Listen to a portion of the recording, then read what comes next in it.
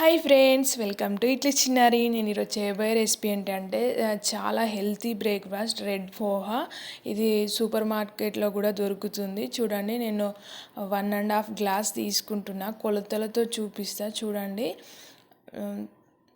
చూడండి, మామూలుగా ఇప్పుడు మనం వైట్ అటుకులతో చేసినా కూడా సేమ్ ప్రాసెస్, కానీ ఇది వీటితో చేస్తే చాలా హెల్దీ కాబట్టి వీటితో చేస్తున్నా. టేస్ట్ కూడా చాలా బాగుంటుంది.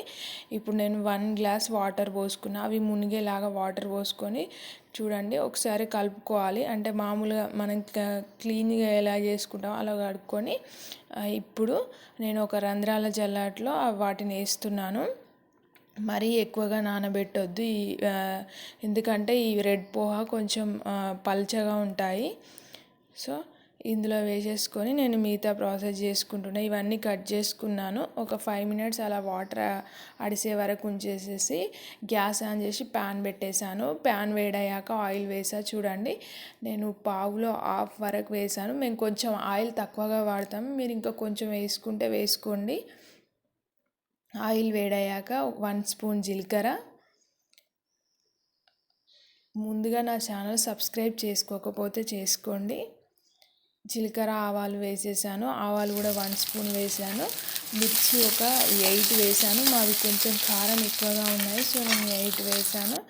మీరు తగినన్ని వేసుకోండి, మిర్చి కారాన్ని బట్టి వేసుకోండి. ఒక చిన్న ఆనియన్ కూడా వేసేసాను.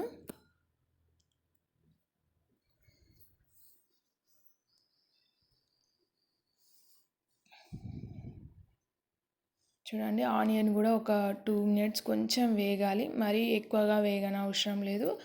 చాలా టేస్టీగా ఉంటుంది. ఒకసారి ఇలా ట్రై చేసి చూడండి. హెల్త్కి హెల్త్ అండ్ టేస్ట్కి టేస్ట్ కూడా ఉంటుంది. అలాగే నేను ఒక స్పూన్ శనగపప్పు వేసాను. మీరు ఈ ప్లేస్లో శనగపప్పు వేసుకోవచ్చు, మినుములు అది మినపప్పు వేసుకోవచ్చు, లేకపోతే పల్లీలు కూడా వేసుకోవచ్చు, ఇష్టం. నేనైతే శనగపప్పు వేసాను. ఏది వేసినా చాలా టేస్టీగా ఉంటుంది. అవి కొంచెం వేగాక ఒక చిటికెడ అంత పసుపు వేస్తున్నా. పసుపు వేసుకొని ఒకసారి కలపాలి.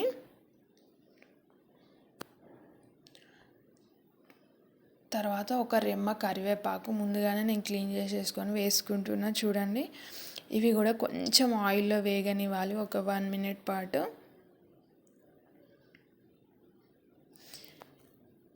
ఇవి వేగాక మీరు తగినంత సాల్ట్ వేసుకొని, నాకైతే ఒక స్పూన్లో హాఫ్ వరకు వేసాను సాల్ట్. నేను వేస్తా చూడండి. పోహాకు సరిపోయేంత వేసుకోవాలి. ఒకవేళ ఇప్పుడు సరిపోకపోతే టేస్ట్ చూసుకొని మళ్ళీ పోహాలో కూడా వేసుకోవచ్చు సాల్ట్ వేసి కలిపాక ఇప్పుడు నేను తడిపిన అటుకులు ఉన్నాయి కదా, ఆ రెడ్వి, అవి వేస్తున్నా. చూడండి, ఇప్పుడు మొత్తం స్ప్రెడ్ అయ్యేలాగా కలుపుకోవాలి. అంతే, పోహా రెడీ అండి. నేను టేస్ట్ కూడా చూసాను, సాల్ట్ కూడా సరిపోయింది. చాలా టేస్టీగా ఉంది. కొత్తిమీర వేసేసుకొని కలుపుతున్నాను. చూడండి, వీడియోలో చూపించిన విధంగా కలుపుకోవాలి. అలాగే చాలామంది నా వీడియోస్ చూస్తున్నారు కానీ సబ్స్క్రైబ్ చేయట్లేదు. సబ్స్క్రైబ్ చేయండి. మహా అయితే ఏముంది, మీ ఎంకరేజ్మెంట్ ఉందని ఉత్సాహంతో మరికొన్ని మంచి వీడియోస్ పెడతాను. అలాగే పక్కనున్న గంట సింబల్ కూడా కొట్టండి. నేను పెట్టే ప్రతి వీడియో మీకు నోటిఫికేషన్ రూపంలో వస్తుంది.